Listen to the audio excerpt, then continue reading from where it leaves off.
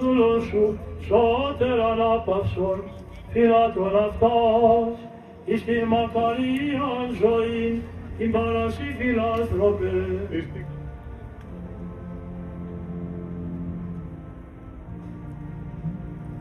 Διευχών των Αγίων Πατέρων ημών, Κύριε Ιησού Χριστέ ο Θεός, ελέησον και σώσον ημών.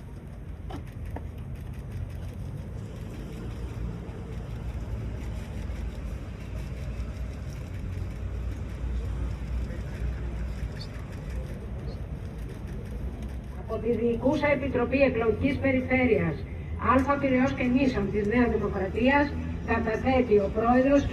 Μιχάλης Κουλιζάκος.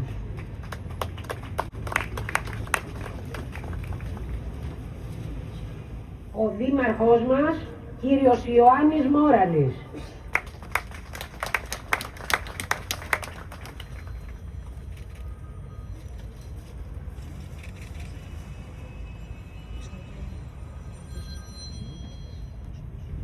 Καταθέτει ο Βουλευτής Β' Πειραιώς κ. Ιωάννης Στραγάκης.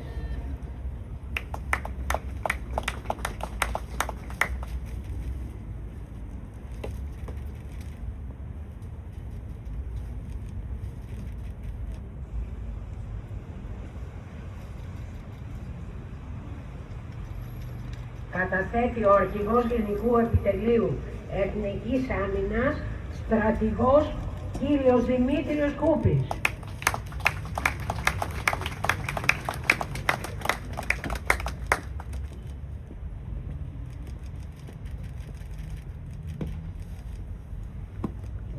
Αντινάβαρχος κύριος Δημήτριος Ελευθέριος Κατάρας.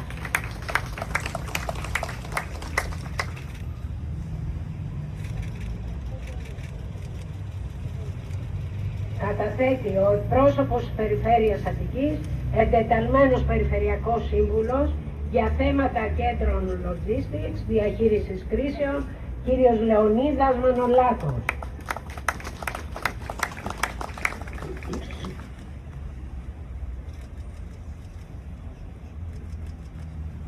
Ο Παναγιώτης, ο Χριστόδουλος και ο Έκτορας δεν έγιναν σύμβολα από επιλογή. Έγιναν σύμβολα γιατί έκαναν το καθήκον τους, χωρίς να γνωρίζουν ότι εκείνη τη νύχτα θα γραφτεί στην ιστορία της νεότερης Ελλάδας. Σήμερα, 30 χρόνια μετά, δεν στεκόμαστε εδώ μόνο για να θυμηθούμε πως έφυγαν, αλλά κυρίως για να θυμηθούμε πως έζησαν. Ως αξιωματικοί του πολεμικού ναυτικού, ως άνθρωποι του καθήκοντος, ως νέοι Έλληνες που πίστεψαν ότι η πατρίδα δεν είναι έννοια αφηρημένη,